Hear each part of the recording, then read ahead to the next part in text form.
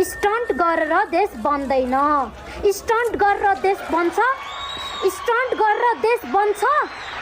Stunt गरेर देश बन्दैन। एमालेको गुणगान गाएर मात्रै देश बन्छ। समस्या देखेर भाग्ने हैन।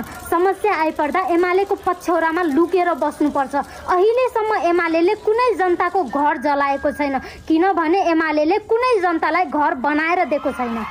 कहिले कतै युवा प्रयोग गरेर देश लुट्न सिकाएको छैन, किनभने देश लुट्नलाई एमालेमा बुढापाखाहरू बसेका छन्।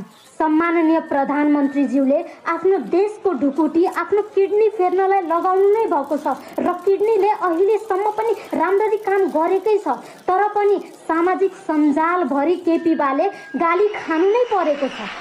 सोसियल मिडियामा भाट भैरो गरेर उग्र बन्न एमालेले सिकाउँदैन।